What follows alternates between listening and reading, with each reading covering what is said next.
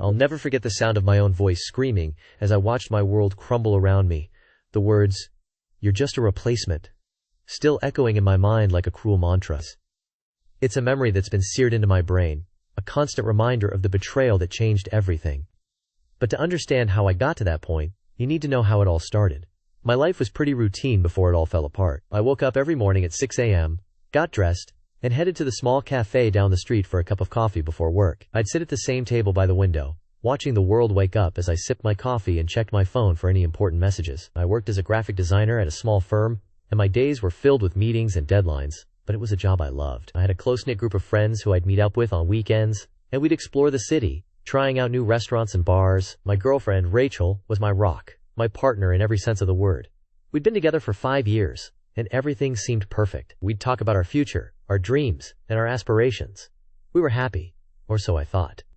My days were filled with a sense of purpose, and I felt like I was exactly where I was meant to be. I had a good job, a loving girlfriend, and a great group of friends. What more could I ask for? I remember thinking to myself, this is it, this is the life. But little did I know, it was all about to come crashing down. It started with a phone call from an unknown number. I answered, and a voice on the other end told me to meet them at a coffee shop on the other side of town. I was skeptical, but something about the voice sent a shiver down my spine. I decided to go, and that's when I saw her, a woman I had never seen before, sitting at a table with a look of determination on her face. "You're just a replacement," she said, her voice cold and calculated. "Rachel never loved you. She was just using you to pass the time until she found someone better." I felt like I'd been punched in the gut, my mind reeling with questions and doubts. "What are you talking about?" I asked, trying to keep my voice steady. "You don't know, do you?" she replied, a sly smile spreading across her face. "You don't know about Rachel's past, about the guy she really loves." My heart was racing, and I could feel my world starting to unravel. I didn't know what to say or what to do. All I could do was sit there, frozen in shock, as the woman's words cut deep into my soul. As I delved deeper into the world of corporate finance, I began to notice a peculiar trend. It seemed that my former boss, the one who had so callously fired me, had a weakness for investing in startups.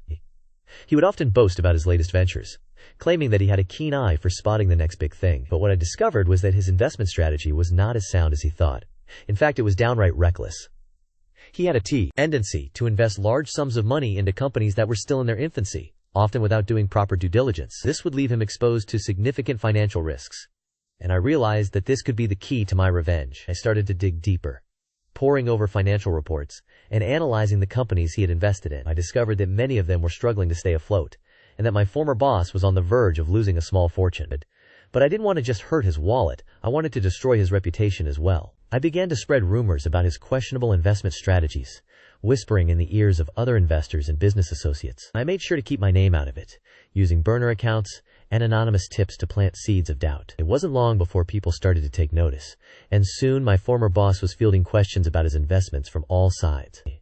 He tried to brush it off, claiming that he was a visionary and that his investments would pay off in the long run. But I knew that he was sweating, that he was starting to doubt his own judgment. And that's when I made my move. I started to quietly short sell the companies he had invested in, using my knowledge of the market to bet against them. It was a risky move, but I was confident that it would pay off. As the months went by, my former boss's investments began to tank. The companies he had put his money into were struggling to stay afloat, and he was losing money hand over fist. His reputation was taking a hit, and people were starting to question his business acumen. He was getting desperate, trying to shore up his investments and salvage what was left of his reputation.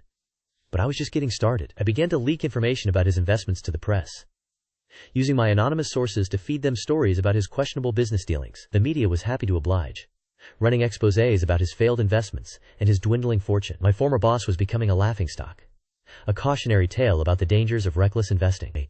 And yet, despite all of this, he still didn't realize that I was behind it all. He thought it was just bad luck, that the market was against him. But I knew the truth. I was the one who had orchestrated his downfall, who had carefully planned and executed his demise. And it felt amazing.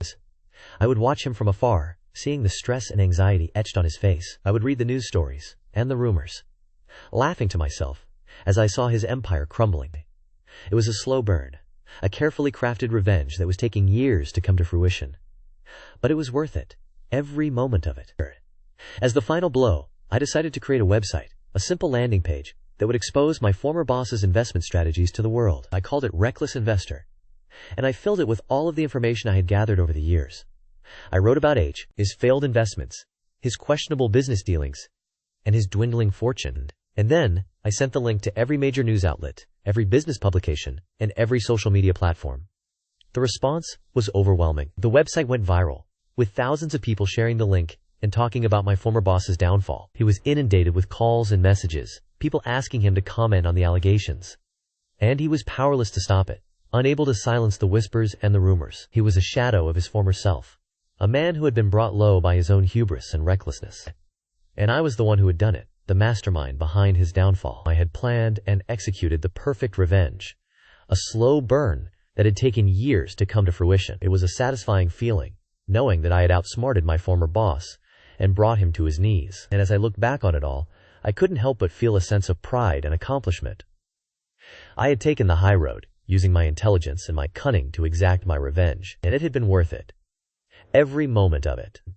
As the news of the embezzlement scandal broke out, the company's CEO, who had been my arch-nemesis throughout this ordeal, was left with no choice but to face the music. The board of directors, who had been kept in the dark about the CEO's shady dealings, was furious and demanded his immediate resignation. The CEO, realizing that his empire was crumbling around him, reluctant, Blakely stepped down, and the company began the process of recovering the stolen funds.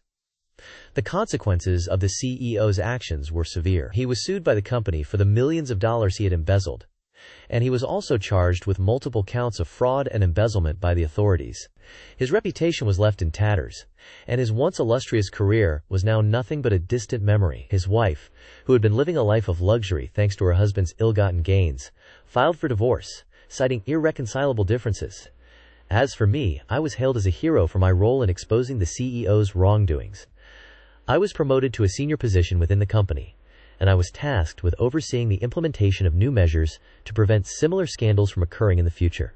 I was also awarded a significant bonus for my bravery and integrity.